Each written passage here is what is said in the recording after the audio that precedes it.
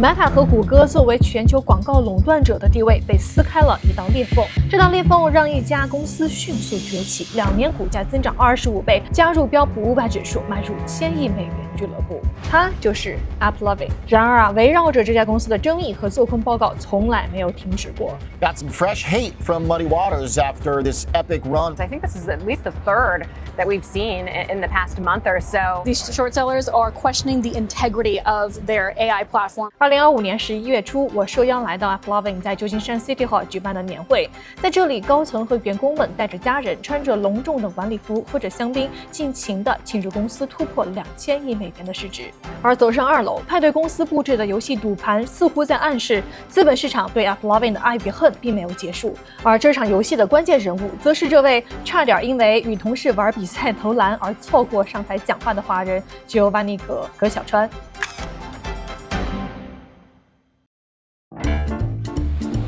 葛小川看上去并不像是典型的硅谷工程师，中科大少年班毕业之后，意大利念完博士来到美国，在 Meta 辞职之后，在2022年年底 AppLovin 转型的关键时刻加入，带领团队发挥了非常核心的作用。教我一句意大利语。Buongiorno。好谈。对。2023年到2025年，葛小川的升职速度如同 AppLovin 的股价，3年时间从工程师迅速的晋升为了公司核心技术领导者，如今担任公司的首席产品及工程官。虽然外界对 AppLovin 的研报和解读已经非常多了，但是公司高层对外的深度访谈依然很有限，很多信息和结论呢都是相互冲突的。做空报告刚出来的时候，我们肯定都是非常重视的，每一条去和我们系统去对照，然后后来发现其实都是错的。所以我对这家公司感兴趣的点在于呢，我很好奇在 Meta 和谷歌这么大体量的巨头背后，这家公司做对了什么事情，看准了什么时机，才能够去撕开巨头的市场裂缝。我们没有 Google 和 Meta 那么多的资源，就注定了我们不能用他们的方法来解决我们的问题。我从进 AppLovin 那一刻开始，我就是希望有一天我们能够走出游戏。而外界对他的追捧和质疑 ，AppLovin 内部是怎么看的？葛小川又是怎么带领团队去打现代推荐算法这场硬仗的？最大挑战是人才市场对我们的认可不够，我们那一年基本上非常难找到人，非常难。那带着这样的好奇心呢，我们硅谷101是独家专访了葛小川，这也是他第一次对外接受视频专访，以中文进行。过去3年真的感觉像过了10年一样，每天都在打仗。硅谷这个地方，我觉得 Underdog 可能在这里是最被 appreciate 的一种精神。我们和葛小川的采访拍摄于2025年12月21号，这场采访录制了超过2个小时，但是说实话，我们之间的这场对话呢，一度有一点来回反复原因在于呢，我迫切的想要找到答案 ，AppLovin 究竟做对了什么才能够崛起？但是呢，我发现这并不是葛小川和 AppLovin 去看待问题的方式。我发现我跟你聊天我发现你很想去问我们的成功是不是某一个具体的决策造成的？但其实不是这样，决策本身其实非常简单，真正使得公司走上成功的是决策之后的365天，每天日怎么过。外界总是希望找到一个解释，让我们的成功看起来比较简单。我觉得这种质疑和低估，在我看来已经习以为常了。在2026年第1季度 ，AppLovin 继续经历着来自做空机构的攻击、AI发展对广告行业的挑战，以及竞争对手的市场蛋糕争夺。美股2月11号盘后 ，AppLovin 发布了2025第4财季的财报，营收、利润和展望都超出此前分析师的预期，可以说是一份非常不错的财报。然而，公司股价却出现暴跌，这样的背离在一定程度上显示出资本市场对 AI 即将颠覆 SaaS 企业的恐惧。在这个时间点上，我们上线这场专访，试图通过葛小川的深度分享中，来看看他眼中的过去3年，大约这1000天的时间，他如何带领 AppLovin 撕开巨头裂缝，跨越深渊。这家公司如何在谷歌与 Meta 的双头垄断下崛起，又如何凭借着弱者之心 Underdog 的生存之道杀出重围的？首先呢，在正式进入葛小川的专访之前，我们花一点时间来说说 AppLovin 这家公司的业务和崛起故事。2018年，硅谷的数字广告权力格局已经固化，谷歌掌握着搜索意图 ，Meta 控制着社交图谱，而此时的 AppLovin 只是一个规模尚小的移动广告网络 Ad Networks。简单来说，它就是连接移动应用开发者，也就是广告位的发布者与广告主的中间平台。那么对于这种中间商而言呢，最大的死穴在于他并不知道用户在 App 里面到底是在做什么。你想如果你无法获得第一方的数据，你怎么去跟谷歌还有 Meta 这样的巨头去打呢？那为了打破这一局，AppLovin 当时开始大举的收购游戏工作室。从2018年到2021年 IPO 前夕， AppLovin 通过一系列的并购、战略投资和工作室孵化动作，快速扩张游戏版图，累计交易规模达到数十亿美元级别，并且依托它的广告和分发平台，触达了全球数亿级别的移动设备用户。那当时 AppLovin 买下这些工作室的目的不是为了游戏利润，而是为了获取核心的转化信号。那这些自产的游戏成为了算法引擎最初的实验室。同时AppLovin 是进行了一系列关键的收购首先就是2018年收购的应用内竞价技术公司 Max。在2018年之前AppLovin 本质上更像是一个广告投放平台，但是对于开发者们来说它其实并不能很好的帮大家把广告位卖出高价。当时行业里面用的最多的是一种叫做瀑布流的方式。简单来说就是开发者先把广告位给 A 广告平台试一试，如果A不接，再给 B， 再不行给 C， 那么一个一个的这么来，顺序是提前排好的，依据的是过去的 eCPM， 也就是有效每千次展示成本，还有填充率等等这些的历史数据但是问题就在于整个过程是排队式的，效率低，而且很容易卖便宜。而 Max 出来之后规则就彻底的变了。它引入了应用内实时竞价，一次性把广告位丢给所有的广告主，让大家同时出价，最后谁出的高就卖给谁。开发者直接去拿到最高价，收入立马就上来了。那广告主这边也不吃亏虽然比如说他花了1.5块钱，但如果能够赚回2块钱，那照样是划算的。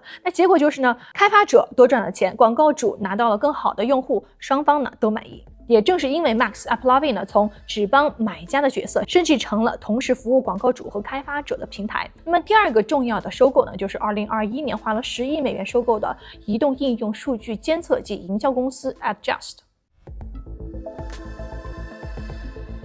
那么在广告行业当中广告主最关心的就只有一件事，那就是我花出去的这1块钱到底能够赚回来多少。但是在移动广告里这个问题其实非常难回答，因为一条广告从展示到点击再到下载、使用甚至付费，中间要经过很多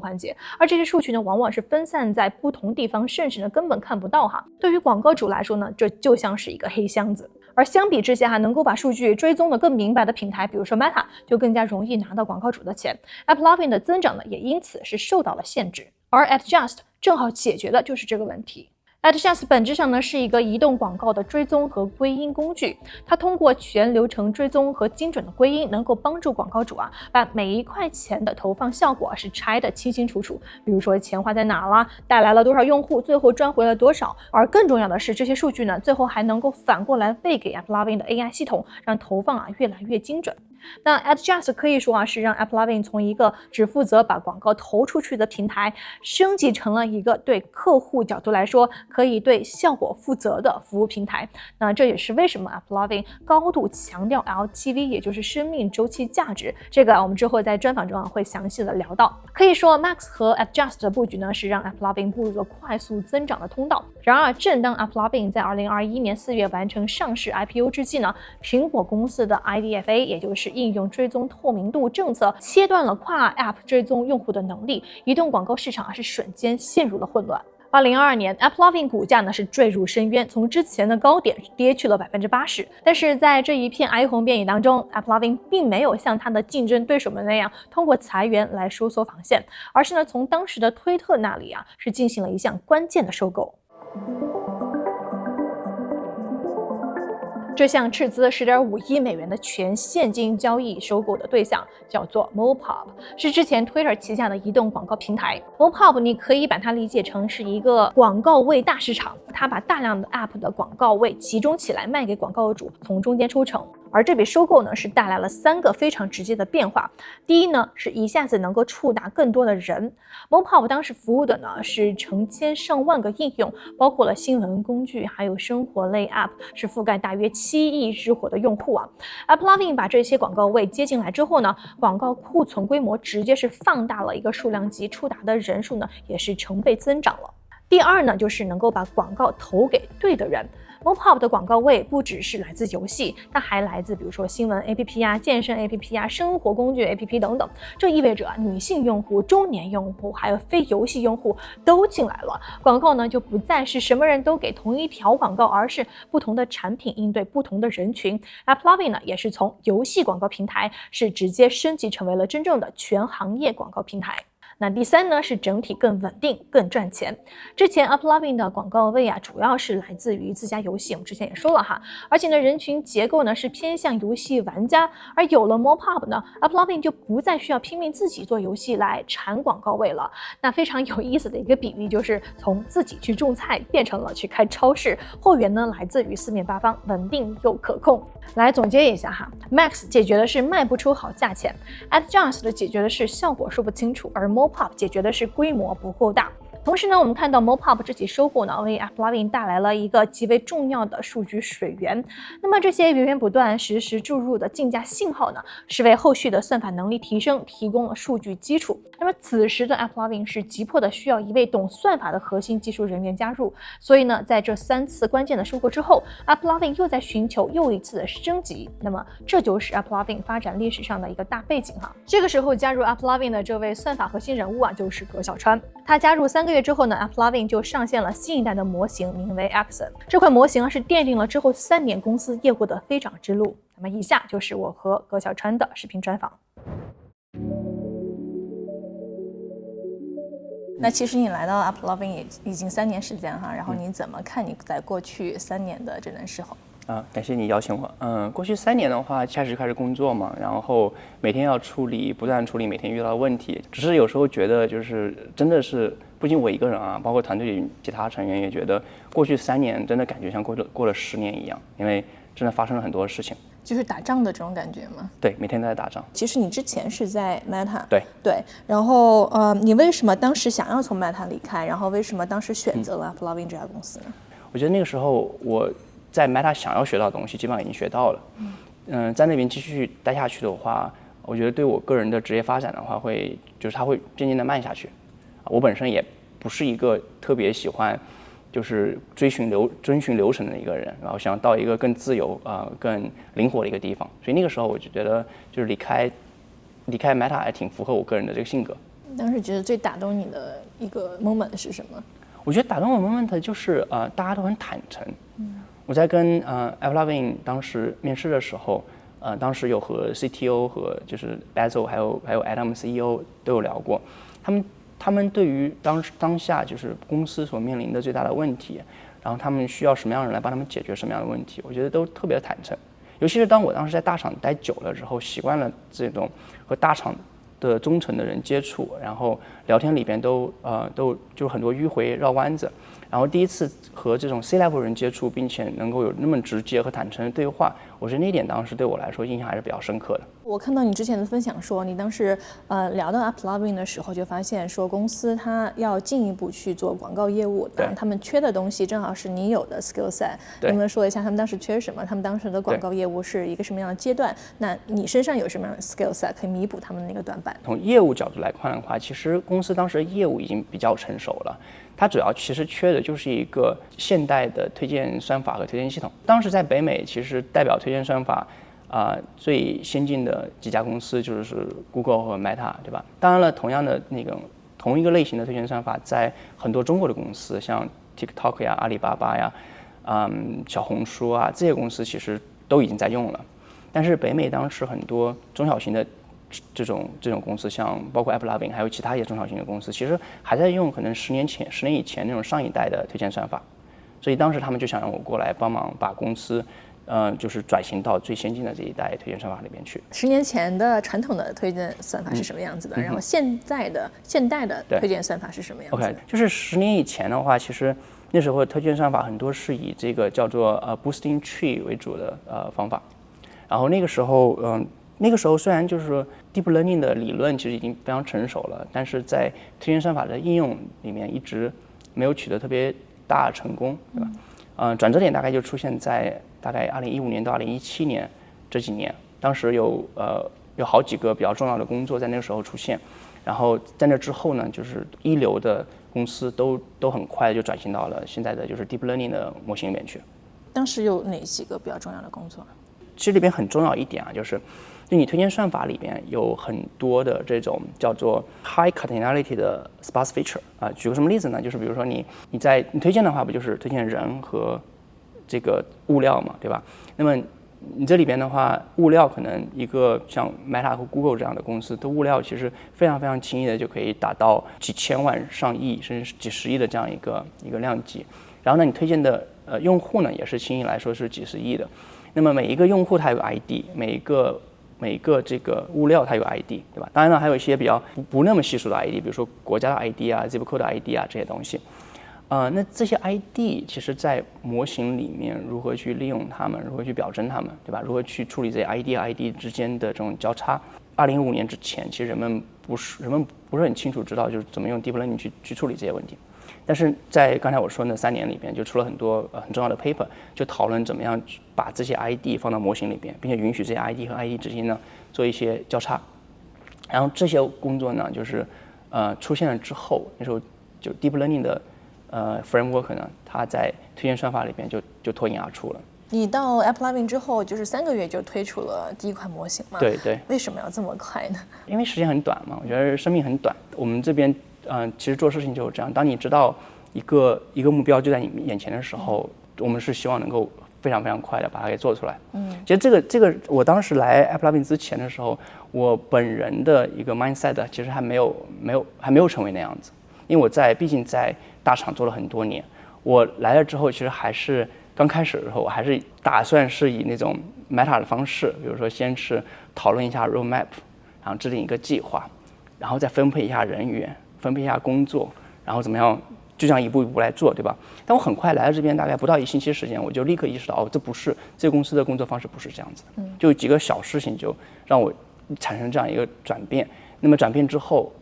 那工作方式就很明确了 ，get my heads down， 就是从写代码开始，然后在这过程中遇到什么问题解决什么问题所以当时在开始的时候，其实并没有想到具体会有多少时间，然后呢也。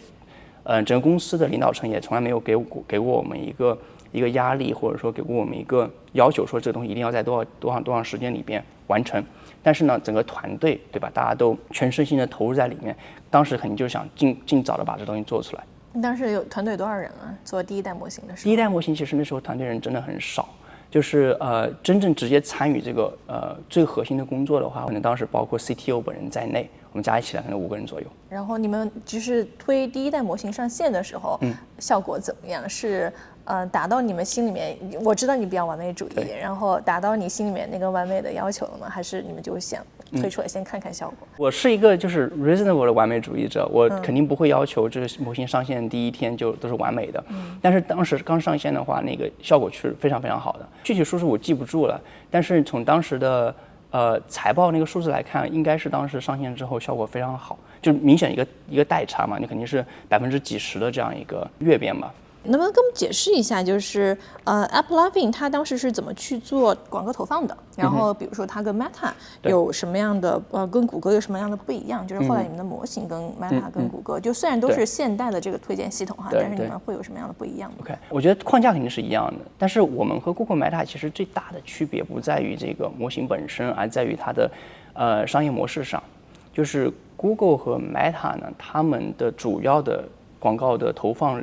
对象还是他们自有的一些用户流量，对吧？比如说 Google 的 YouTube 啊 ，Google 搜索 ，Meta 呢是在它的 Facebook 和 Instagram 里面投放，对吧？AppLovin 其实很有趣 ，AppLovin 作为一个算是中国以外的国际市场上可能应该是排名前几名的一个广告投放平台，我们是在这种头部的广告投放平台里边是唯一一个没有自有流量的公司。就我们的投放的对象，其实更多的是在这个第三方的交易平台上，这是我们和谷歌、Meta 最大的区别。这是大的区别，但是也是说你们在游戏方面的优势嘛？我们在游戏方面，你觉得我们在游戏方面的优势是什么呀？数据。我们现在其实已经不拥有任何一家游戏公司了。但是在2022年的时候，其实大家会觉得，因为你们之前是有收购了很多游戏的公司，对吧？所以你们有非常多的游戏的数据，然后有用户的数据，外界会认为说这是你们一度或者曾经的优势。其实我也不知道具体的我怎么就是定量的话，到底产生了多少 impact？ 因为你知道在推荐算法里面有一种经常使用的东西叫 ablation test。当你猜想你的某一个模型的处理，或者某一个具体的数据，或某一个具体的特征，它对你的整个系统的影响是多大的时候，你会采取一种叫 ablation test 是什么呢？就是你把你的系统 copy 成2份，然后呢，一份把你认为你想要测量的这个因素给它抹掉，然后呢，一个就保持现状，然后看一下它们2个 performance 的区别，对吧？我们经常做这样的一个 test， 但是关于你刚才说的这种自由数据这一块，我们还真没做过这个 test， 所以很难去定量的说它起到多大作用，对吧？或者说呢，它在这个路径过程中起到多大作用？对。但今天看来我们已经没有这一部分的数据了。我们的广告的效果我们的投放效果，我们的广告的增长，其实并没有因为失去这些游戏公司受到任何的影响，所以我不知道当年那些数据是不是真的有那么重要。就大家其实是会，比如说在 position 就比如说 Meta、Google 还有你们的时候，就会说，那比如说 Meta 它其实是它的定位是这个社交关系，对，再加上这个信息图谱，对。那谷歌的这个定位是搜索意图加全渠道覆盖，对。那么 AppLovin 的这个它的广告定位的这个投放的定位是什么样的关键词呢？我觉得 AppLovin 的话，我觉得我们在做产品的时候，我们不会一味着去这个引导我们的技术发展方向去迎合这些最热门的话题，而是我们看当前我们最需要解决的问题是什么，然后呢用这个来引导我们技术发展。我觉得可能因为这个原因呢，我们在从产品角度来说的话，我们也算是第一个解决了很多在广告推荐产品里面的一些最大的痛点。我举几个例子第一个呢是这个所谓的价值预估，什么意思呢？就是很多公司在投放广告的时候，你就会去优化这个点击率优化这个转化率，对吧？但其实对于大多数的广告商来说，他们关心的不是点击率，也不是转化率，而转化之后给他们带来的价值，对吧？比如说你作为广告商的话，你不在乎就是说我花100块钱之后到底有5个人购买了还是10个人购买了，你其实更关心是这5个或10个人购买之后，他们到底给你产生了多少价值。很多公司都是在做这种就是价值的产品，对吧？但我觉得我们真正是把重心放在这上面了。我们可能是整个行业里面第一个把价值产品做大的一个公司。你像我们在 AppLovin 价值产品占据了 AppLovin 绝大多数的广告花销，这就是因为我们的这个价值的模型呢是整个业界做的最好的。然后和这个价值模型相关的一个是什么呢？就是你作为广告商，你其实是关心它未来一个很长阶段给你产生价值。我投放这个广告之后，我1年以内能不能回本，或者说回本之后翻倍多少倍，或者2年之后，对吧？如果你的广告的优化能够优化更长的一个窗口的话，其实对于广告商来说，它可以带来更大的价值。但在我们之前，这市面上大部分的这个优化窗口只有1天，偶尔会有人做到7天，但从来没有人就是用非常严谨的模型超过7天这样一个范畴。我们是全世界第一个公司把它从7天直接做到28天。当时我们这个产品上线之后，立刻呢就成为了整个业界最热门的产品。我觉得我们和很多其他的一些公司相比的话，真的是我们会把产品所要解决的问题放在最高优先级，然后去寻找和思考哪些技术上的革新能够帮我们实现这样的目标，而不是说我们去找一个最热门的话题，然后再想围绕这个热门的话题，我们能做什么样的这个技术创新。这个就是 LTV 为核心的来围绕它来设计的产品跟算法嘛。对。然后这个东西是谁提出来的？还是说这个公司本身的value 跟它的价值观所在？大家可能都会觉得谁提出来这些东西很重要，这真的不重要，因为任何一个在业界工作的人都知道这个东西很重要。只不过那为什么 Meta 跟 Google 它不围绕着这个？那我就不知道了，我不是 Meta 的 CPO， 对吧？我觉得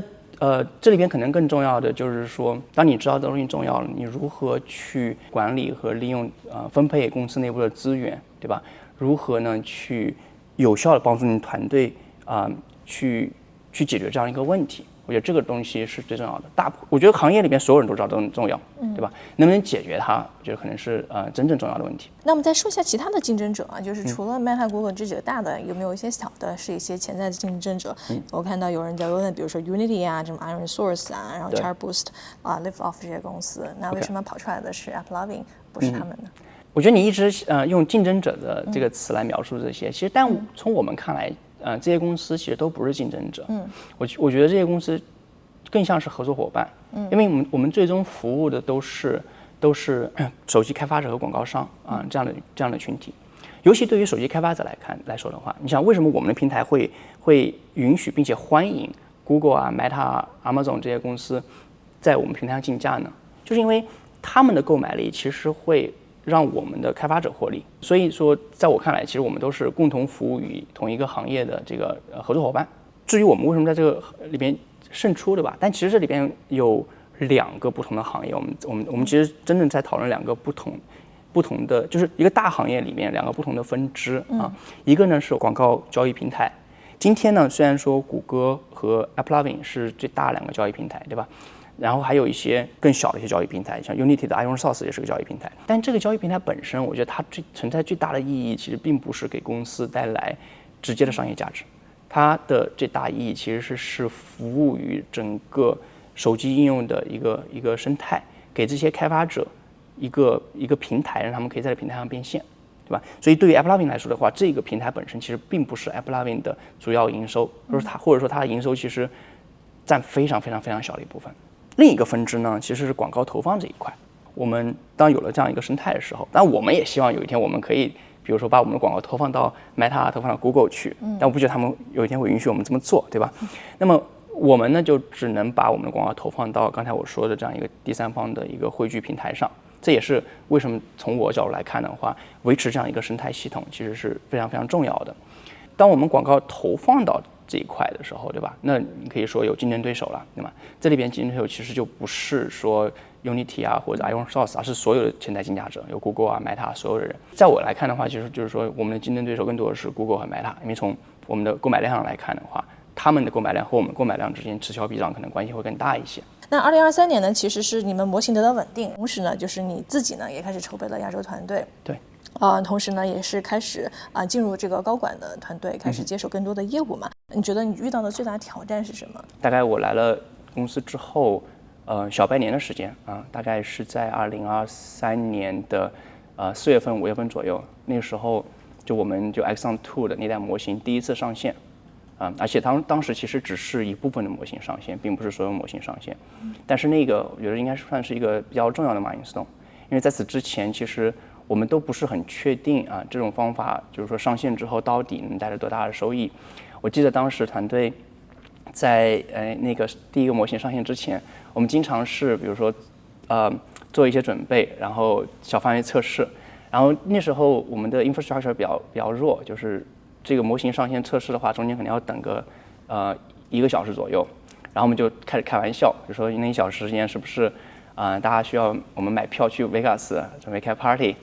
然后呢，后来模型终于上线了，然后就不是很成功，他们说 OK 那推迟吧，然后我们回去继续迭代，然后就这样一个状态前后搞了有1-2个月的时间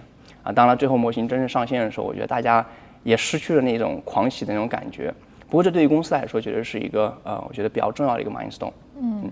然后那之后再过了半年呢，那接下来的半年其实就是不停的迭代，因为第一个模型上线之后，其实很重要一个对我们来说很重要一个问题就是说，就说因为那个第一个模型其实是一个就是模型的一个代差，就我们把 AppLovin 的模型从一个可能比现在最先进的模型晚个1到2代的模型，给它带到了就是比较先进的这代模型上去。所以接下来要回答一个问题，就是说，当你代差弥补过来之后，模型还有没有能力继续迭代，然后继续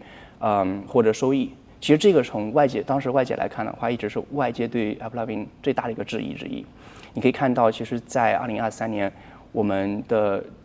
每次财报的时候，我们其实都是远远超出了预期。但是财报之后，我们的股价呢，其实几乎没有动。原因其实就是当时业界总是觉得呢，我们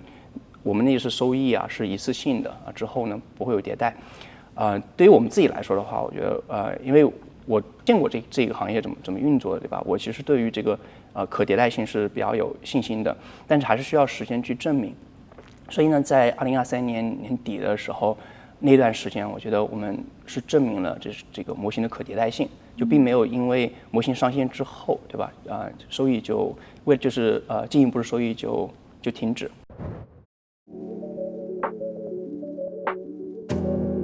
到2024年年初 ，AppLovin 的野心就已经不再局限于100亿美元规模的游戏广告了，它的目标是1000亿美元级别的全域数字广告，而第一个要进军的就是电商行业 e-commerce。2024年5月份的时候，葛小川正式提出向电商领域扩张，这在技术界看起来是近乎疯狂的，因为游戏广告它是基于虚拟成就感的，而电商广告则是基于实物物流与复购的。那么外界对于 AppLovin 的广告模型是否能够运用在电商行业中，一度呢非常的怀疑。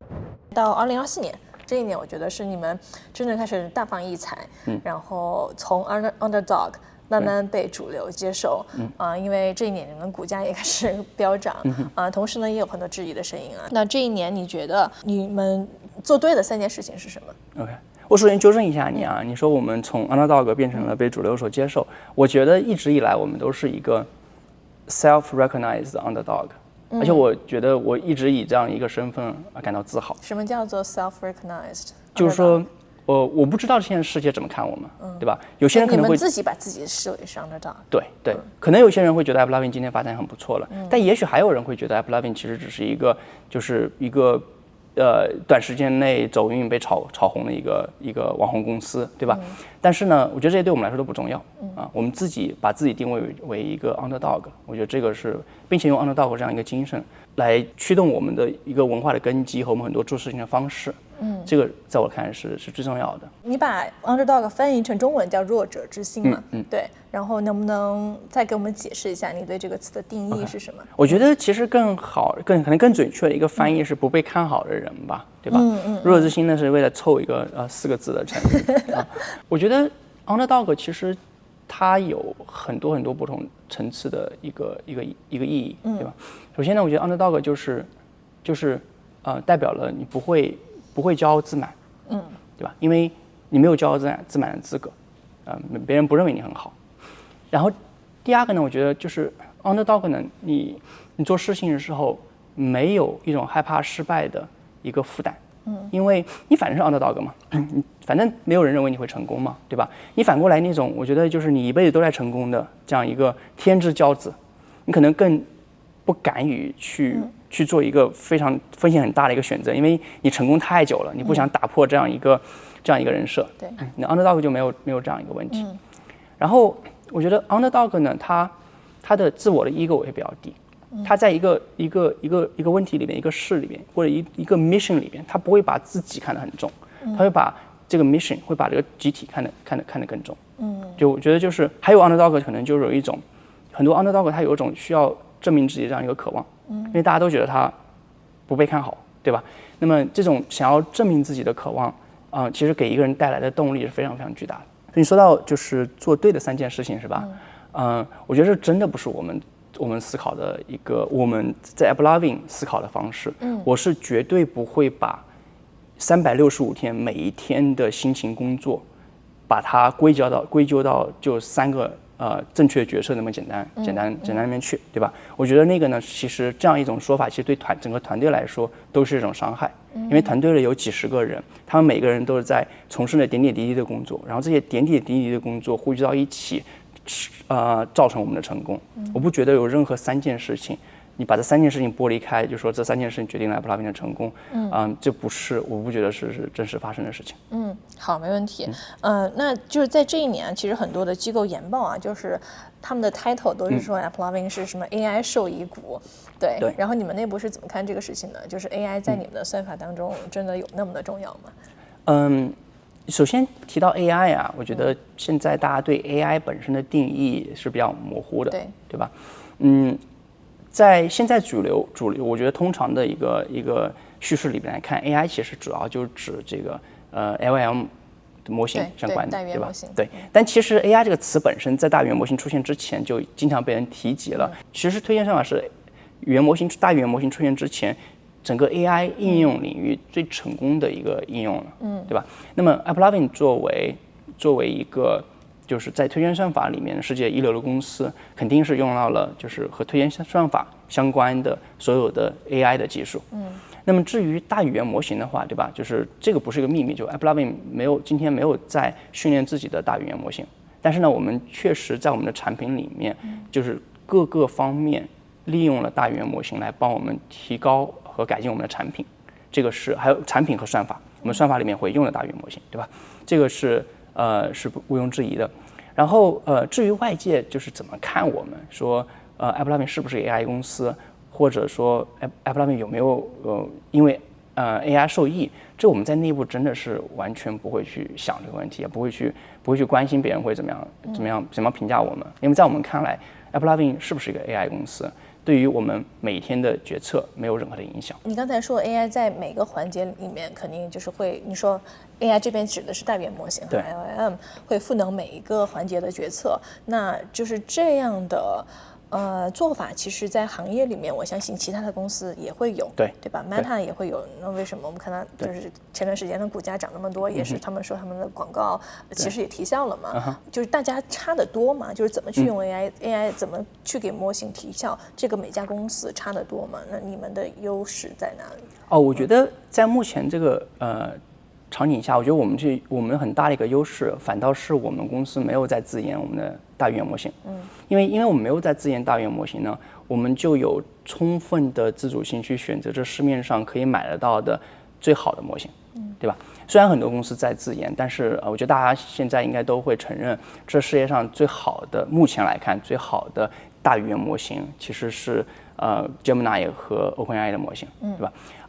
我们因为没有自研，其实给我们更大的自由度去选择最好的语言模型，这也是因为这个原因呢，我觉得在很多大语言模型的应用这一块呢，我们反倒走在了世界的最前线。比如说，我们早在1年多以前，其实就非常非常顺利的用大语言模型来对抗我们就是在广告投放领域遇到的一些这个 fraud 和 integrity 的问题。那么最近这段时间呢，我们也是市场上第一个推出用大语言模型来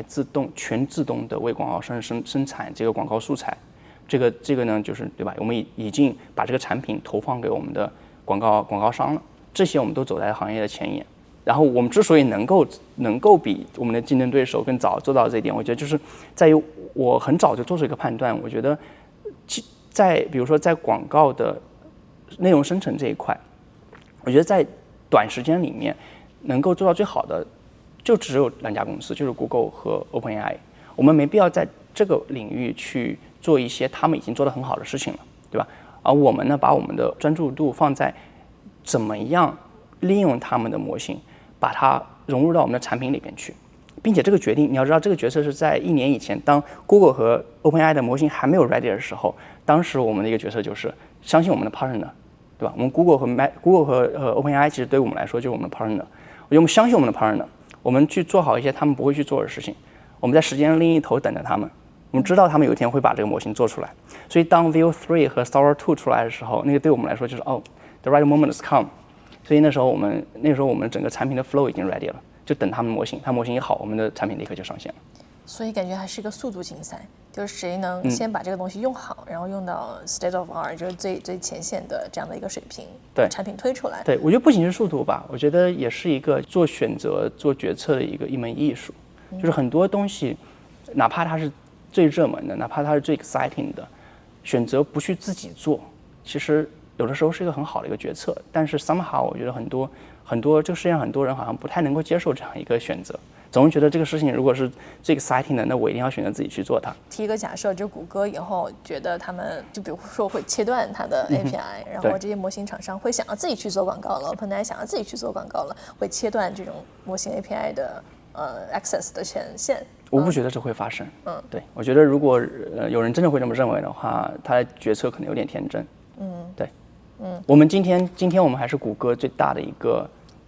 客户之一，对吧？因为我们是 Google Cloud 的一个很大的客户。如果我们真的担心 Google 切断我们的使用权限，我们是不是还要担心我们不能使用 Google Cloud 呀，对不对？那其实2024年就是最大，还有外界对你们最好奇的一点，就是说你们开始向电商方面去走了。对，那么跟我们说一下当时这个考量跟思维过程是什么样子的？为什么你要往电商去拓展？这个思维其实非常非常简单啊！我发现我跟你聊天啊，我发现你很想去是问说我们的成功是不是某一个具体的决策造成的？但其实不是这样，决策本身其实非常简单，真正使得公司走上成功的是决策之后的365天，每天日怎么过，对吧？那么回到2024年年初的时候，其实当时的几个我觉得比较重要的一个时代背景，就是首先呢，我们的技术在这个手机应用广告里边已经被证实了，至少和世界一流的公司是没有太大差距的，我们是完全有能力和他们直接竞争的，对吧？那其次呢，我们所处的这个领域啊，手机应用领域呢，它的天花板不是特别高，所以市场也觉得，就是说 AppLovin 即使在手机应用里面做的特别好，我们的上限也不是特别高。那么再其次呢，是我本人对于电商这个就是算法在电商里面能够做的事情，它的可行性有着比较好的一个理解。我觉得我们当时的技术完完全全可以转嫁到这个电商上去。所以呢，在这样一个背景下，我们内部其实很简短的讨论，没有花很长时间，我们就决定去做这个项目了。大概这个事情发生在大概在2024年的5月份左右。当你去做一个不同的industry 的时候，就是一个赛道的时候，它的模型的叫什么迁移？对，它这个东西难吗？难是个非常主观的一个概念。我觉得就是为了实现这个东西，需要去做什么？我觉得需要首先它是有可行性的，对吧？我觉得需要一群非常善于解决问题、非常善于用第一性原理思考的一个团队。对，这个时候当你去就是从一个你熟悉的赛道去到一个你不熟悉的一个领域，对吧？或不那么熟悉的领域，我觉得最可怕的一个错误就是套用经验主义。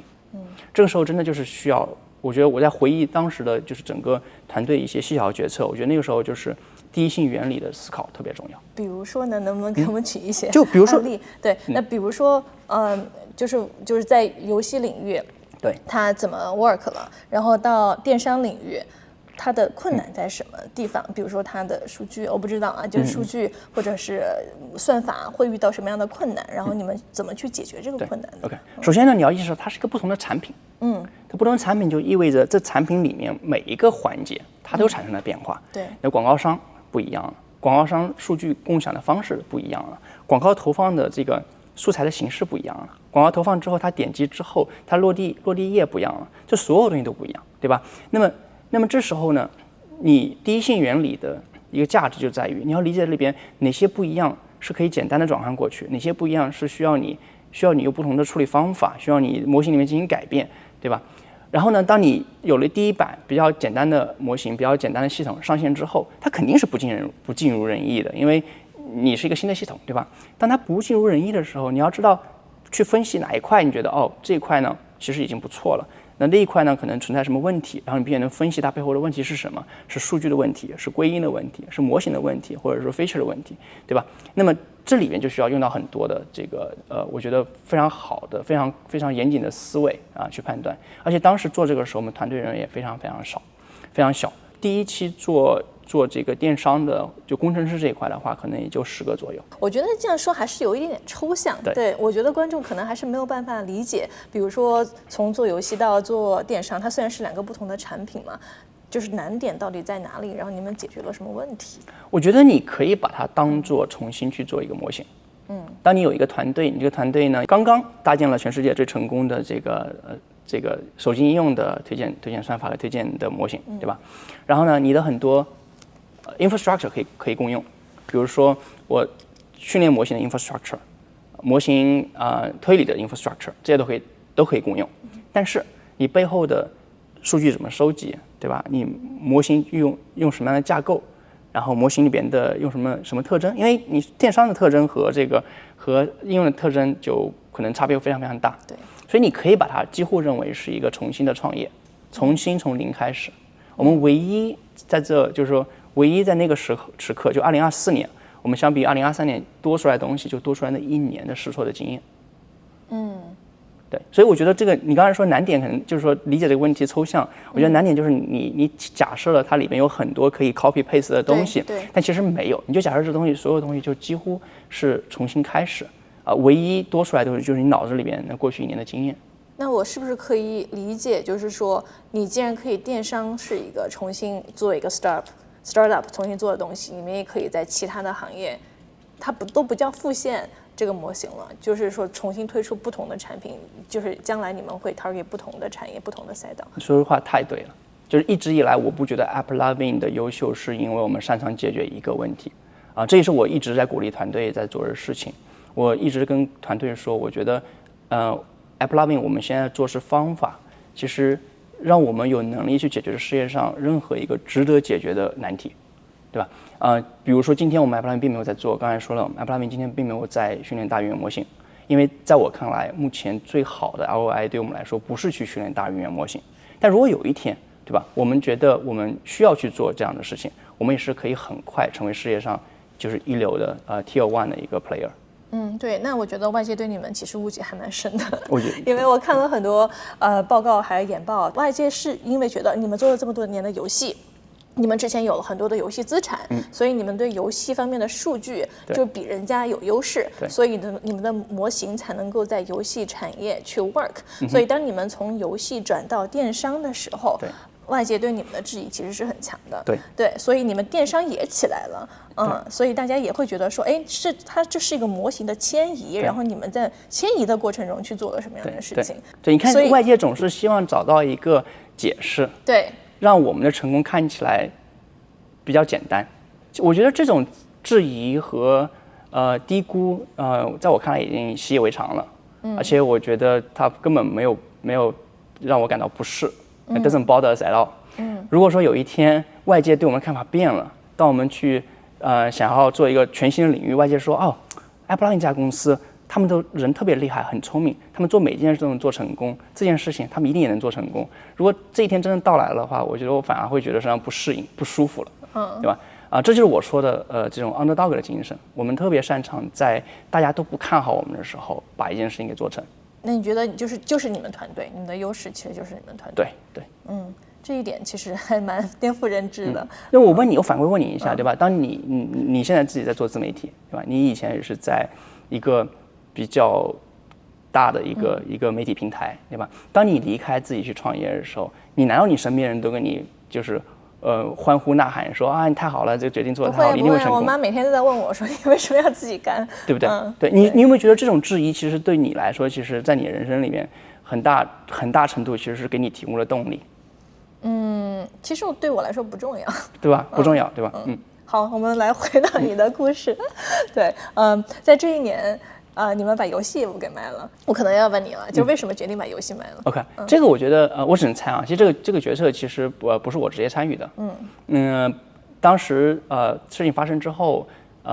，Adam 告诉我说我们准备想把游戏给卖掉，然后你怎么看？我说合理啊，对吧？当然这个事情主要的参与者和决策者，还有整个 drive 它整个过程去实现的应该是 Adam。从我自己角度来看的话，我觉得是比较合理的，就是说在Axon 2.0成功之前，对吧？当时公司其实是有很多不同的业务线的，但是当我们的广告推荐算法渐渐走向成功，并且就是电商的未来也变得很明确之后，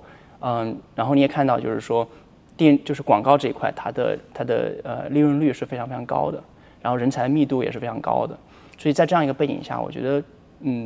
就是脱离游戏其实是很合理的一个决策，对吧？游戏的当然也说了嘛，游戏的数据就是说这些数据对我们的核心算法来说也不是那么重要，所以我觉得这样是一个很合理的一个决策。虽然这个决策本身并不是我做的。对，你们内部当时有反弹吗？有人有质疑吗？没有啊。没有啊，大家都觉得是，就是就接下来就 all in 广告。对，我觉得这个也是 AppLovin 一个很有趣的一点。我不知道我之前有没有跟你说过，我说我们在公司里面很少开会，对吧？我觉得很少开会一个前提条件其实就是大家在就是方向上是非常非常一致的。就是一件事情你哪怕人和人之间不直接交流，你问一下，就是说对一下，说你觉得这个事情大方向是什么？大家其实你会发现大家的对于大方向的理解是惊人的一致的。也是这样一个前提条件，你会觉得就是当大家大方向是一致的时候，每个人根据自己最合理的判断来决定下一步的细节怎么走的时候，你会发现每个人其实大差不差。所以我们内部就不需要花很长的时间去开会去对很多细节，只要大家就是简单的一两句话说我们接下来要做什么之后，然后凭借每个人自己的常识判断，你会发现每个人常识判断最后得到的细节的一些东西是惊人的一致。然后在2025年，你们还做了一件事情啊，就是你们想要竞价去买 TikTok。虽然现在 TikTok 就是最终这个 deal 落地了，对，但是你们当时为什么想要买 TikTok？ 因为我们是希望当时 TikTok 被拿上台面进行讨论的时候，我们就是有思考过，就是说对于我们来说，拥有这样一个自由流量，巨大的自由流量，对我们来说是不是一件非常有价值的事情？对吧？Adam 在那段时间也接受过很多采访，也说过他看到的 AppLovin 和 TikTok 这两家公司，如果能够结合在一起，它相互之间能够带来的价值是巨大的。所以我觉得其实是一个很合理的一个决策。那接下来你们想要自己做媒体吗？做 social media 吗？有啊。这个是公开消息吗？这个应该是公开消息的，因为我们已经公开招人了。可以披露什么样的路线图或者 roadmap 吗？我们就是要打造一个全新的下一代的社交媒体平台。然后呢，这样一个社交媒体平台呢，能够给 AppLovin 带来很宝贵的自由流量。那会走 Meta 的老路吗？我觉得我们跟 Meta 路肯定是反过来的。你像 Meta， 它是从自由流量开始起家，对吧？它有了自由流量之后，它在自由流量的基础上建设自己的广告和算法团队。然后呢，它把它算法和广告团队的技术呢，给它引入到这个第三方的平台上去。我们起家是在第三方平台。那么在第三方平台，获得了一定成功之后，我们去构造这种自由流量。我觉得我们这条路线啊，其实是一个不太容易的一条路线，但不容易有它不容易的好处。我觉得就是在自由流量上去搭建广告平台的话，其实难度要比在第三方平台，或者说它遇到的竞争，要比在第三方平台要轻一些。在第三方平台就是杀出重围，确实非常困难的，因为你面临着无数的竞价者和你去竞争，你的这个流量不是说 reserve 给你自己的。但我觉得这就像在一个 harsh 环境里面长出来的植物，它虽然你遇到很多困难，但这些困难本身是让你变得更加的坚韧，对吧？我觉得 AppLovin 在这种第三方平台，厮杀了这么多年，其实我们的技术呀，我们的文化呀，其实都变得非常非常坚韧。那么现在再去打造这样一个自由流量的平台啊，我自己其实是抱有非常非常乐观的一个愿景。但现在 social media 还是挺难做的，是的，因为它的流量已经被这几个巨头给是的。你记得3年前还有什么东西很难做吗？广告吗？广告，对。就可能又是另外一个对，所以会有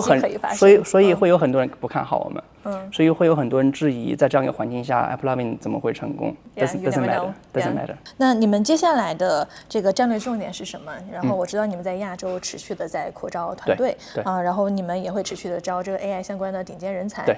那你们接下来的一步战略重点是什么？我觉得战略重点有几点吧。第一就是大家可能说到战略重点就总是会想到新的东西，但是现在的话，我觉得我们已有的业务，就包括手机应用和电商这两块，它接下来的发展仍然是我们战略里面最重要的一个环节，对吧？他们会在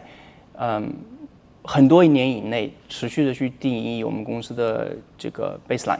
所以这个肯定是非常非常重要的。除此之外呢，我们还有一个战略重点，就是这个叫做 supply 的 expansion。所以 supply expansion 就是广告流量的这样一个扩展。广告流量扩展呢，这里边有之前就是可能 Adam 早在1年前、2年前就已经提到的，在 CTV 端的一些流量扩展，对吧？那么还有一个流量扩展的一个，我觉得在我们看来非常具有野心的一个计划，就是刚才你提到的，我们要开始打造我们自有的这个社交媒体平台。那么总结一下哈，关于为什么 AppLovin 要下决心卖掉游戏业务哈，这背后或许有着更加深层次的商业考量。那么第一呢，就是数据实验室的历史使命终结了。CEO Adam 在财报会上就说7年前我们开始收购游戏工作室，也帮助我们训练最早的机器学习模型，这是塑造我们 Axon 平台依赖的 AI 的关键一步。然而呢，我们本质上并不是游戏开发者。现在呢，随着 Axon 2.0 的成熟算法已经能够从 Max 平台的全球竞价流中提取足够的信号，所谓的 First Party Data， 也就是企业通过自有渠道直接向消费者收集的数据的边际贡献呢，就已经微乎其微了。那么第二呢是估值重置。游戏业务呢虽然稳健，但是19%的 EBITDA 利润率在华尔街眼中呢是属于平庸资产。那么相比之下 AppLovin 的广告业务，也就是软件平台的 EBITDA 利润率呢是高达了惊人的81%。这意味着它彻底呢从一家游戏加广告公司转型为了纯粹的高溢价的 AI 软件平台。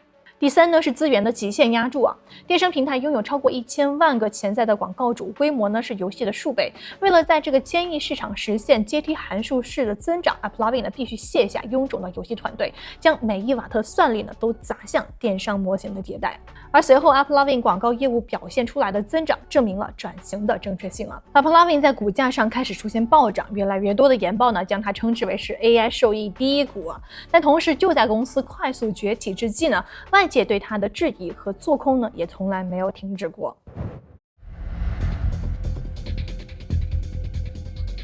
就在 AppLovin 市值冲击2000亿美元的征途当中3场做空狙击呢也如期而至。第一站是 Copper 与 Fuzzy Panda 的 AI 伪装说。2025年2月26号，做空机构 Copper 与 Fuzzy Panda 联合发布重磅报告。当时 AppLovin 的股价正处于由 Axon 2.0 叙事推动的高点。Copper 在报告当中就说，所谓的 Axon 2.0 根本不是什么高深的人工智能，而是一个利用系统底层权限的促销补丁。报告指控公司滥用安卓系统的安装权限，在用户毫无察觉的情况下，利用单机下载 Single Click Download 机制在后台静默安装游戏。Fuzzy Panda 则是更进一步指控 AppLovin 在进军电商的过程中，通过非法 SDK， 也就是软件开发工具包，追踪未成年人隐私，并窃取 Meta 的归因模型来虚增广告效果。在苹果调整隐私政策的如今，这无异于指控一家银行在偷窥储户密码。那第二站是浑水 Muddy Waters 的增量真实性质问。如果说第一站是关于技术手段的质疑，那么随后做空之王 Carson Block 带领的浑水入局，则将矛头指向了商业模式的底层逻辑。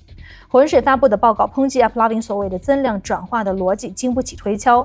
报告通过大量广告主数据的独立审计，宣称 AppLovin 平台带来的真实增量效果仅为官方宣称的1/3。浑水认为 AppLovin 巧妙地通过合并不同平台的 ID 数据，将原本属于 Meta 或 TikTok 的自然流量归功于自己，从而在财务报表上制造了 AI 驱动高增长的幻象。这种对归因黑盒的解构，一度让投资机构者是产生剧烈的动摇。那么第三站就是最近的 Capital Watch 对 AppLovin 参与东南亚洗钱与地缘政治的指控。然而很快 Capital Watch 基于部分事实错误道歉，并且撤回了部分的指控，但表示仍然会对 AppLovin 提出进一步的质疑。那这一系列来来回回的交战呢，是不仅反映了华尔街对这种高增长、低透明度算法模型的深层疑虑，也让 AppLovin 的股价是经历了极端的波动考验。在很长的一段时间当中空方的指控与多方对 AppLovin 的业绩预期在二级市场激烈交锋，导致公司的股价呢是数次的剧烈波动。你们在9月份的时候加入了 S&P 500指数，这对你来说重要吗？没有特别大的影响，说实话。不过在过去的1年，我们经常开玩笑，对，就是团队经常，因为每一次这个 S&P 的rebalance 就是发生在这个财报之后的一周左右吧，对吧？那财报的时候，一般财报过后，我们就会团队就会聚会，我们聚会里面经常讨论一个话题，就是我们会不会进 S&P 500，然后大家就把这个事情当做，有的时候大家还会甚至开个玩笑说，我赌10块钱，你赌10块钱，对。后来真正发生了，其实大家也，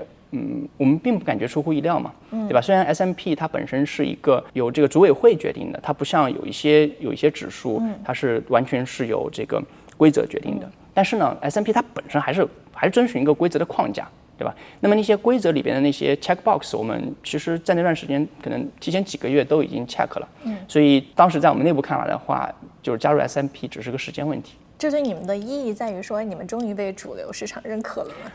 不重要，我觉得真的不重要。我觉得经过了这么多年 underdog， 我们真的不在乎有没有被主流市场所认可。作为 underdog 的另外一个弊端就是会有很多人质疑你们嘛。对。那2025年 ，of course， 你们遇到了非常多轮的做空。对。我看你们 CEO 其实也出来澄清过很多次。然后我还是想问这个问题，就是说对于做空，特别是对你们说，你们一些数据的合规性，或者你们是不是用了一些比较灰色的一些手段，让你们的模型变得更好？你对此有什么回应吗？我觉得那做空的那些主张 claim 肯定都是完全不靠谱的嘛。这件事情呢，就是我可以讲一下我在当时做空那段时间我扮演一个角色吧，对吧？这个做空报告刚出来的时候，我们肯定都是非常重视的，我自己也很重视。所以我当时最主要的角色是，我是仔细读了做空报告，然后确认一下做空报告里边那些关于技术方面的 claim 是不是真实发生的。那么我就去每一条去和我们的系统去对照，然后后来发现其实都是错的。都是错了之后，那么之后我就不再直接参与这个事情了。我把这些信息就交给了 Adam 和我们其他的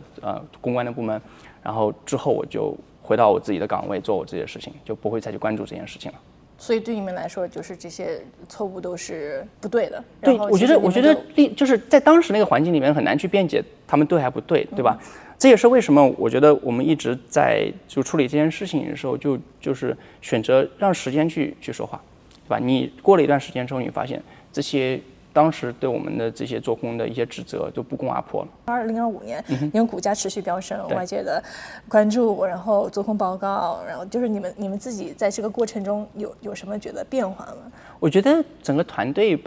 总体上还算是比较平稳吧。当时做空报告出来的时候，我其实也比较担心，就是说团队成员会不会在这个阶段受到什么影响？对吧？甚至包括团队成员会不会受到自己身边人的质疑这种，我也在那个时候，比如给团队成员就发了一些 memo， 就是跟大家说，如果你有什么，给大家稍微解释一下发生了什么事情，如果大家有什么concern 的话，可以来找我聊天。最后发现其实没有太多的人过来找我，大家可能自己就是整个团队，大家也把这个问题看得很清楚。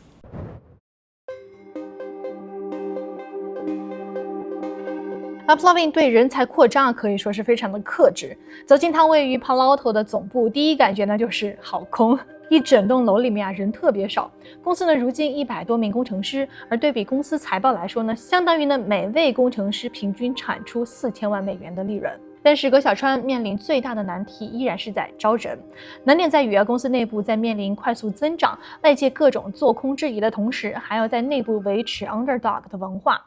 我觉得最大挑战是人才市场对我们的认可不够。我们那一年基本上非常难找到人，非常难。因为大家都想去比较有名的大公司。对而且也不是，其实在北美，我觉得北美的人才选择多样性还挺好的。大家也愿意去一些就是有前景的小公司、创业公司。但我觉得在我们很多人才里面，人才的眼里，我们甚至都不算是有前景的一个创业公司。在2023年的时候。为什么大家不觉得你们是有前景的？一方面我们体量很小，对吧？其次呢，我们从事的这个行业呢，我觉得在当时公认的就是 Google 和 Meta 已经非常成熟了，对吧？已经完全占据了那个市场，所以大家可能觉得这个行业本身也不是特别 exciting。所以那时候就是非常难招人。你当时怎么去解决这个问题呢？等啊。我觉得有些问题可能，当时我尝试过很多方法，都不是特别有效，对吧？我觉得后来呢，我也觉得我就认清了，对吧？我觉得那个时候最重要的东西就是咱们先把东西做出来。当时就利用团队自身已有的一些资源。但是我觉得 AppLovin 很好的一点就是 AppLovin 的，从上到下的技术领袖啊，其实都非常的汉藏。这个我觉得对于我们来说也是个别的公司，很多公司包括很多大厂没有的一个优势，就是当我们想要去做一个新的东西，并且我们找不到合适人才去做的时候，我们技术的最高领袖是可以亲自下场就去做这个事情，自己写代码。对，自己写代码，对吧？所以那时候这就是我们一个选择。当然了，在那个之后，对吧？我们取得了一定的成功，然后呢，我们就是在市场得到令人认可，我们股票涨得比较好，然后呢，我们本身经济基础呢也变得更扎实之后，我们对于人才的这个薪酬的能力呢也上去了。所以在2024年之后啊，我们做几个改变嘛，一个就是我们的薪酬呢是整个硅谷是最高的，当然了之后就是 AI 出现之后，那个泡沫对吧，又覆盖了我们。但是在 AI 领域之外的话，我们今天依然是整个硅谷薪酬最丰厚的公司。然后还有当时很重要的转变是，我们彻底放弃了就是业界对于业界资深候选人的一个关注，我们的招聘重心就彻底转向了就是新人就包括比如说大学刚毕业的，或者说毕业之后在业界工作两年以内的这些新人。为什么会有这样的一个调整呢？就发现你说哪方面调整是薪资调整？放弃了业内资深的人，发现这群人不太挖得过来，是吗？我觉得多方面吧。我觉得其实很重要一点是，我渐渐发现experience 的价值被高估了。这点结论很重要。对，为什么？怎么得出这个结论的？就是你发现其实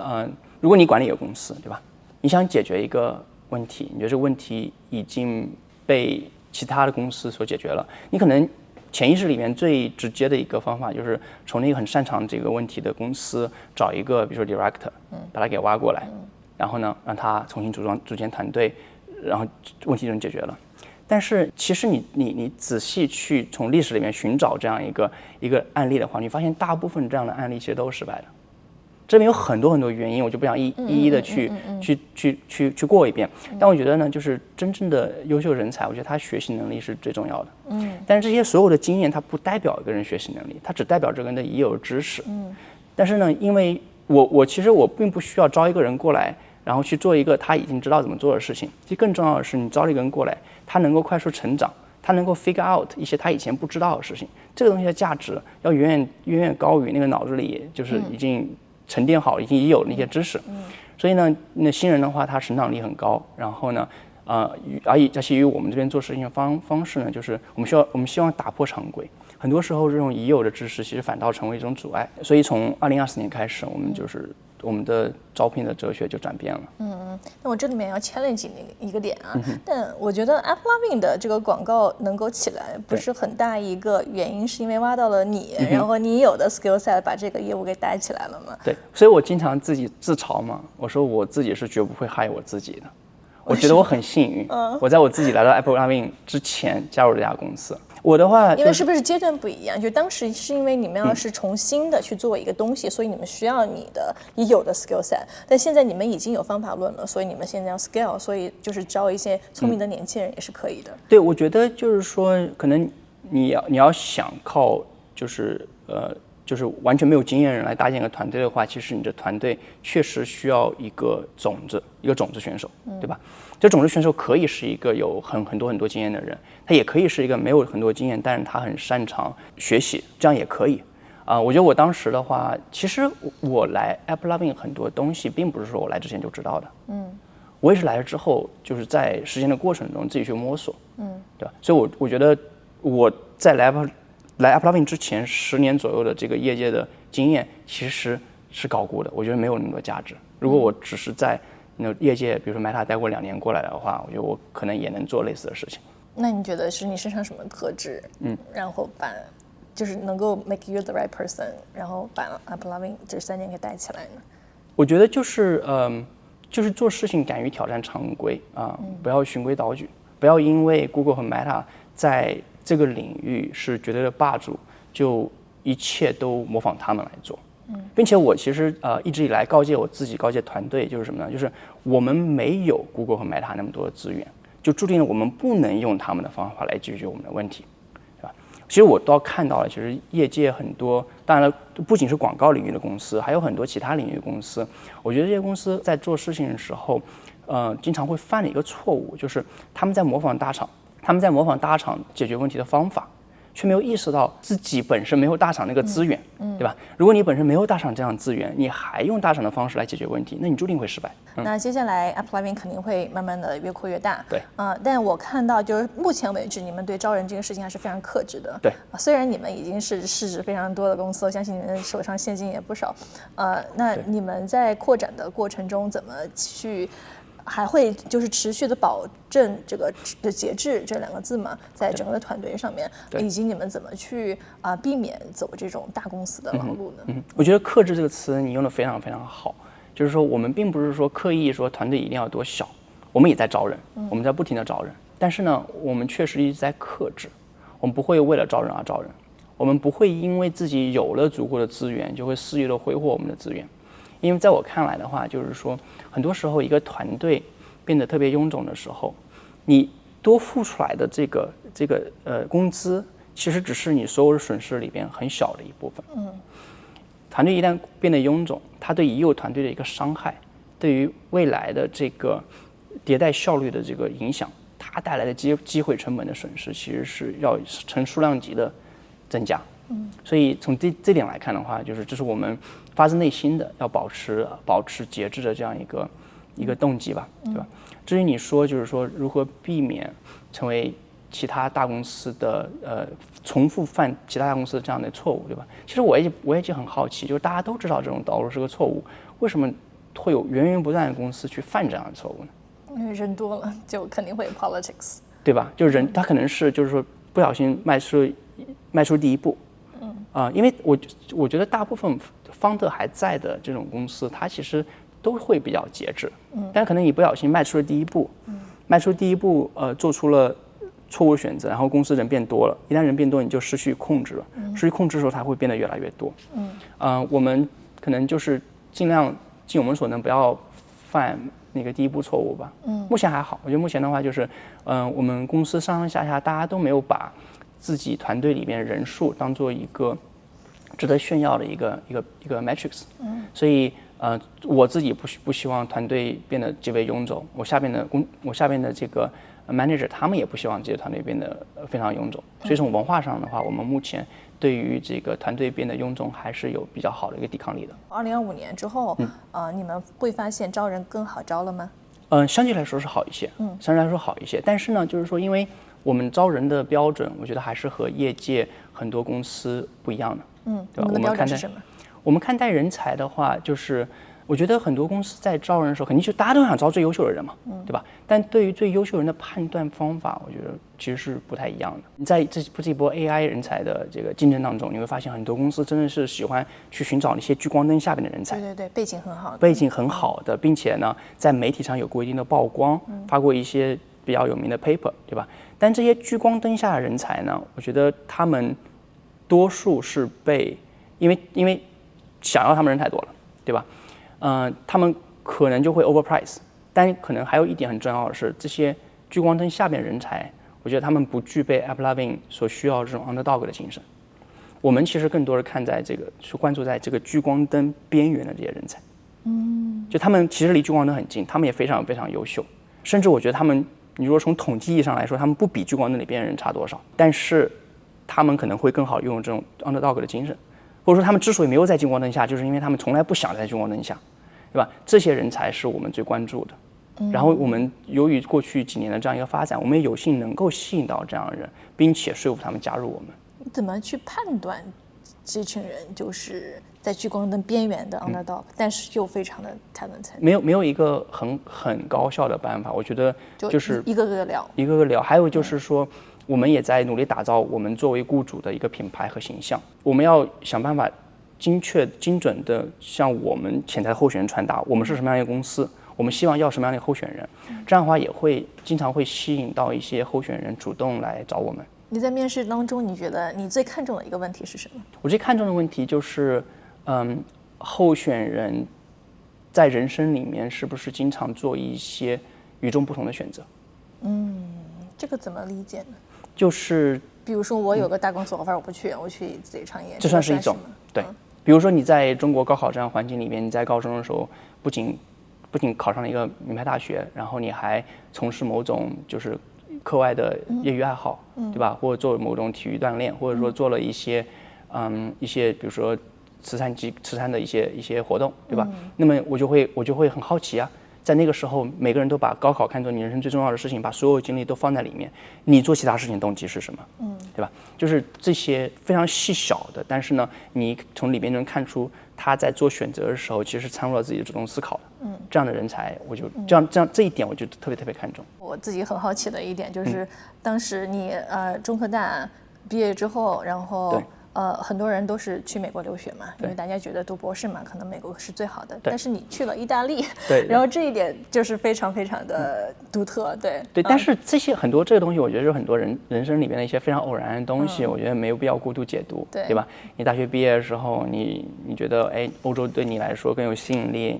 然后呢，你放弃了很多去美国的东西，然后选择去欧洲。我觉得在当时那个环境下也是很偶然的一个选择，并不能特别多的代表。我觉得一个人是不是对吧？是不是做选择的时候特立独行啊之类的？你觉得欧洲的留学还有生活经历还有经验对你有改变吗？会有一些吧，会有一些吧，因为我觉得欧洲的生活可能更加的多元化一些，然后在那样一个环境里面，我觉得可能就启发了我在去做选择的时候，在思考问题的时候，去接受更多的可能性。意大利我觉得是一个很神奇的地方啊，一边呢它又有非常丰富的历史，对，文化，很浪漫，但同时呢给人感觉有点慵懒，对，你觉得意大利对你来说意味着什么？我觉得意大利对我来说是，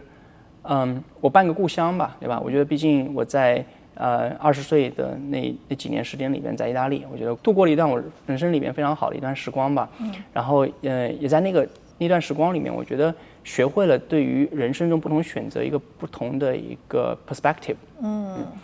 你说意大利慵懒，其实我觉得stereotype 这种东西啊，对吧？大家就非常容易陷入，非常容易陷入到一个就是 confirmation bias 里边去。其实全世界很多地方都有慵懒的人，对吧？如果你看总体的分布的话，可能平均起来，意大利人可能确实比别的地方一些人更慵懒一点。但是你具体到个人上的话，其实不一定说每个意大利人都很慵懒。我们其实也有一些在意大利的员工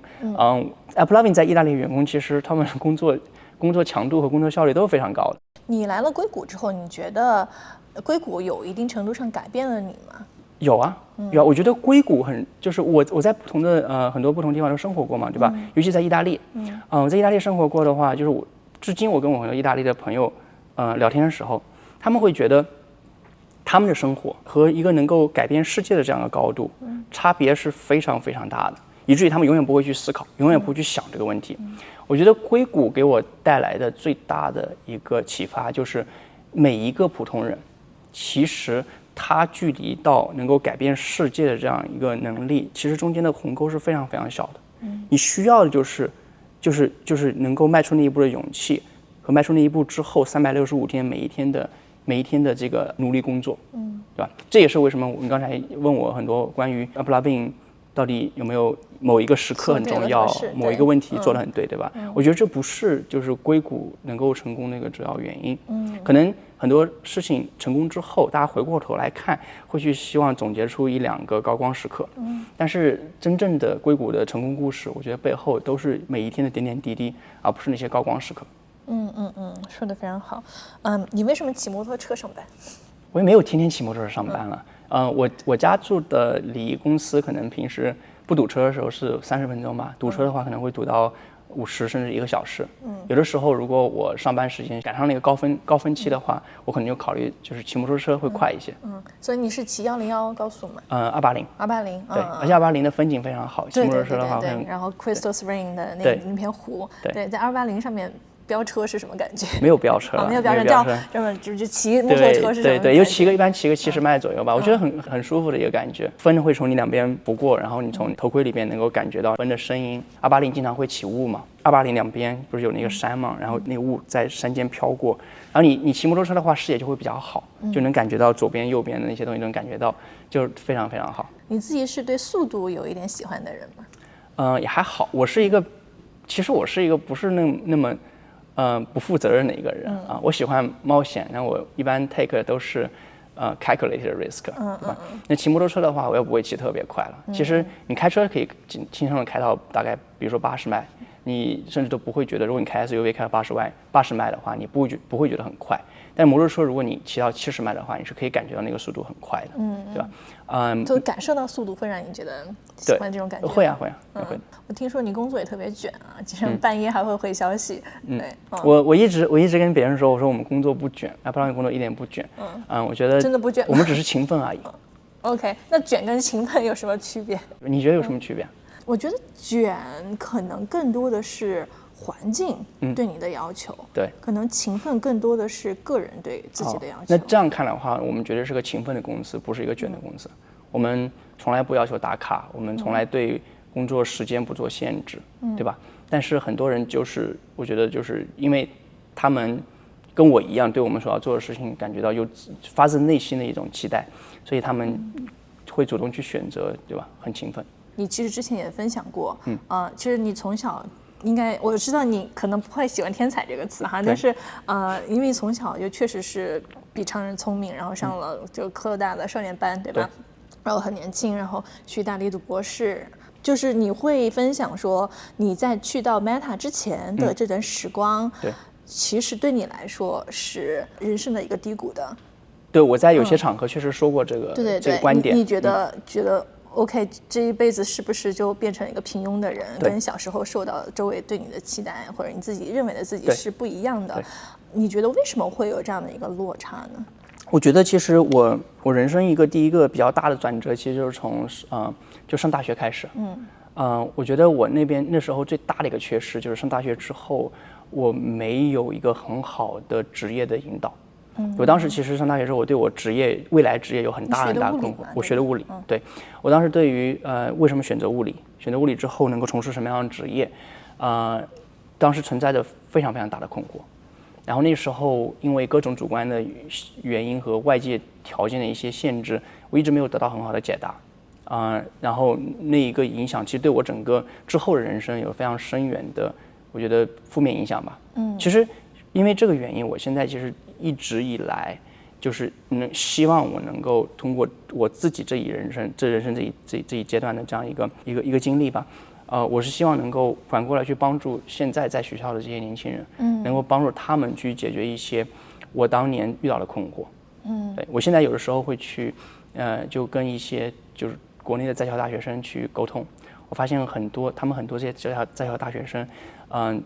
至今其实还是面临着我20年前，我是2005年上大学嘛，我发现20年后很多大学生还在面临着我当年同样一些困惑。所以我其实现在在做很多事情去帮助他们。我成立了一个个人的基金会，然后呢，对，我看到了。对，基金会里面一部分的一个 focus 其实就是去和中国的大学然后帮助大学生们能够给他们提供很多职业方面的引导然后呢，并且能够给予他们更多的勇气和资源，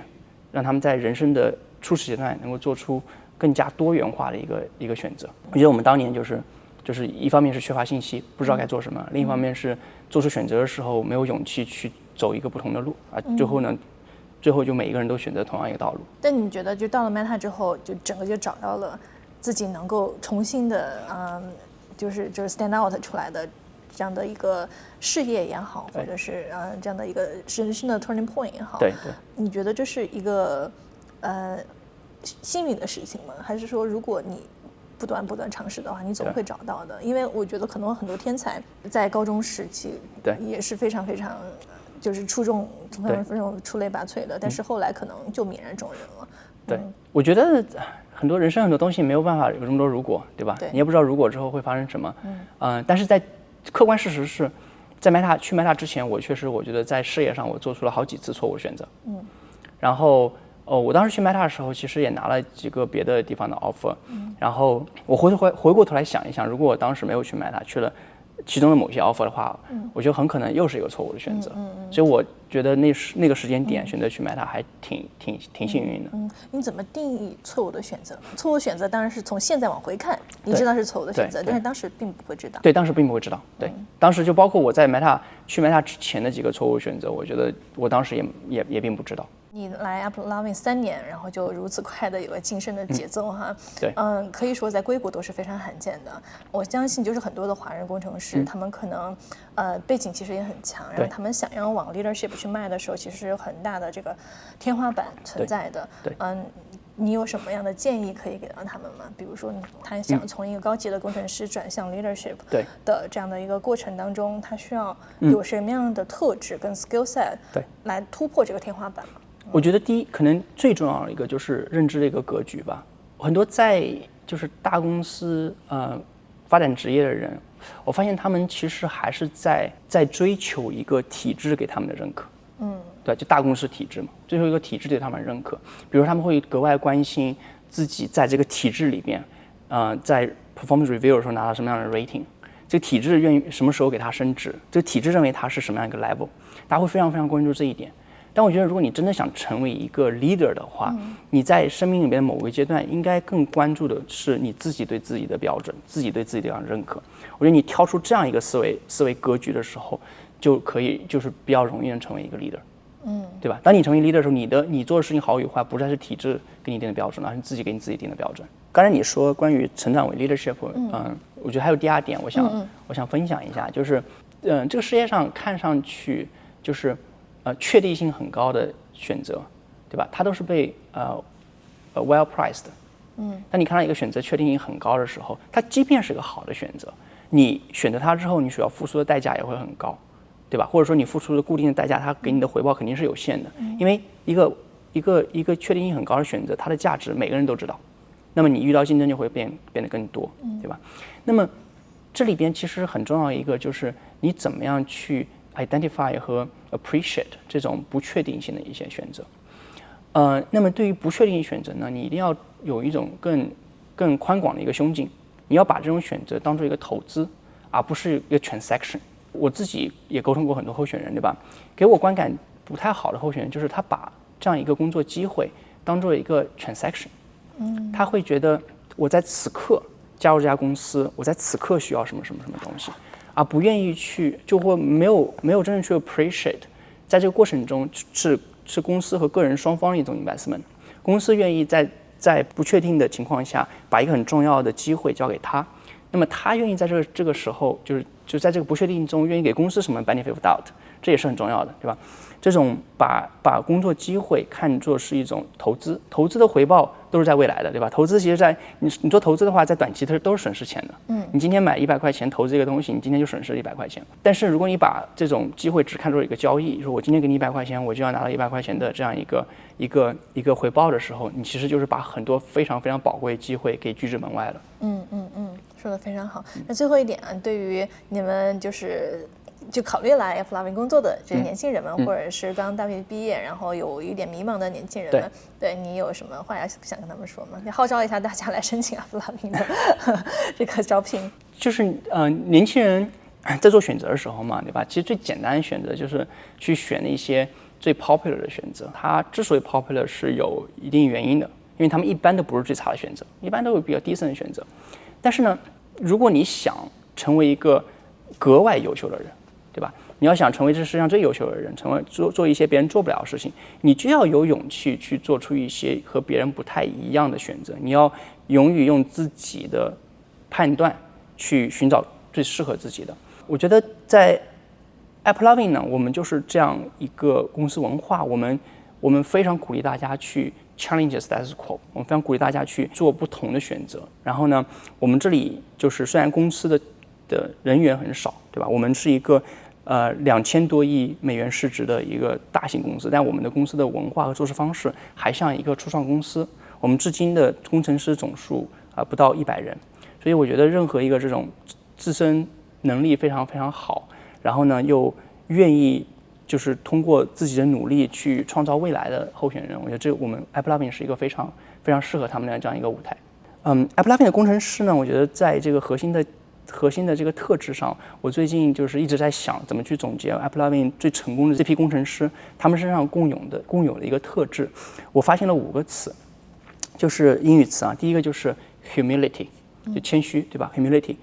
这个是和我反复强调的这个 underdog 的价值观是非常吻合的。第二呢是 empathy 的话就是你对于同事的 empathy， 对我们客户的 empathy， 这个是我觉得非常非常重要。我发现其实有很多比较很优秀的这个工程师，他们缺乏 empathy 的时候，他们就总是会执迷于我在解决这个问题里面用到的最 fancy 的方法是什么，然后我在这里面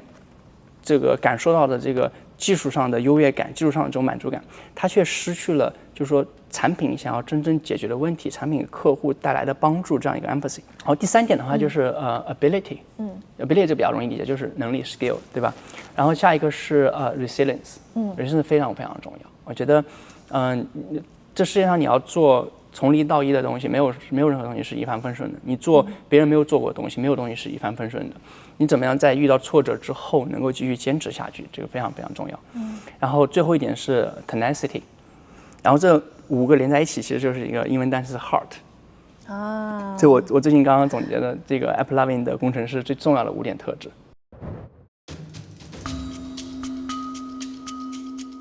这不是 AppLovin 故事的结束，而在 AI 对广告产业即将带来颠覆的叙事下，市场正面临着前所未有的不确定性。在过去2年，在美国的软件股 SaaS 当中 ，AppLovin 一直被视为现金奶牛和算法标杆。然而，这场曾经由软件定义的盛宴，正在面临一场前所未有的 AI 审判。2月份一开始，整个美股软件板块就遭遇了惨烈的抛售。这场软件血洗非常的惨烈，从 Unity 股价暴跌40%到 Adobe、SAP、ServiceNow、Snowflake 等等集体跳水，恐慌情绪蔓延，投资者们开始集体反思，当更先进的 AI 工具，比如说 Anthropic 的自动化套件与谷歌的生成式世界模型开始重塑生产力时，传统的软件公司的护城河是否已经形同虚设？在这场行业性的剧烈震荡中 ，AppLovin 股价在短短数日内一度暴跌。在2月初财报发布之前，距离我与葛小川对谈时的12月中旬，股价一度几乎腰斩。AppLovin 的暴跌背后可能有3重的因素。那么第一呢，是谷歌新发布的 Project Genie，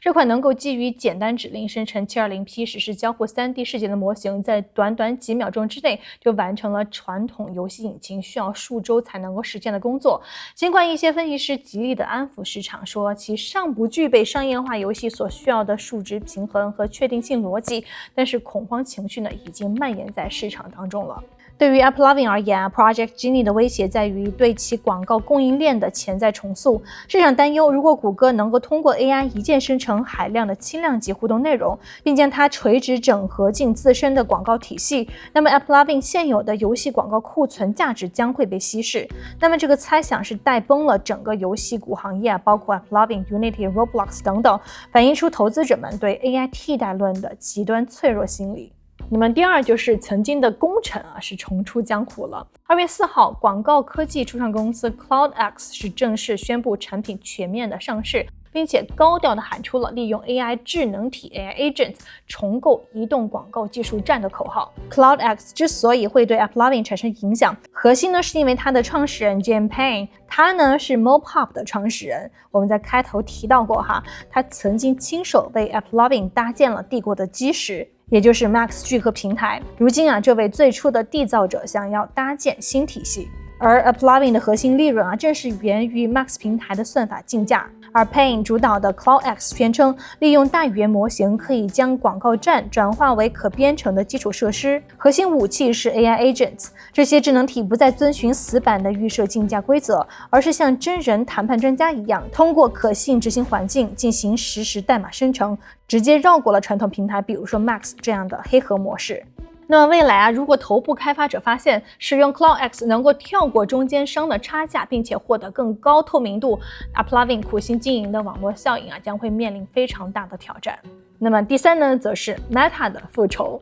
现在 AppLovin 最大的竞争对手 Meta 已经悄然回到了他曾经退出的阵地。自2021年苹果推行 IDFA 隐私政策以来， Meta 在非授权流量上的推荐精准度是大打折扣，这给了 AppLovin 旗下的 X 引擎绝佳的超车机会。然而呢，随着 Meta 投入1000亿级美元进行资本开支，其 Advantage 加 AI 系统是展现出了惊人的进化。Meta 在今年1月底是大幅度提高了 iOS 应用内广告的 eCPM 竞价密度，部分第三方发行商的收入甚至因此增长了3到5倍。Meta 正在试图证明，通过庞大的用户行为数据和先进的预测模型，即便没有 IDFA， 它依然能够实现精准投放。这对于视 iOS 市场为基本盘的 AppLovin 而言呢，无疑是一场硬仗。我们的这个采访是复盘了在过去的1000天 AppLovin 是如何撕开谷歌和 Meta 双垄断巨头的市场裂缝的。然而呢，当 AI 技术试图颠覆所有行业之际呢，这道裂缝只是广告形态被挑战的开始。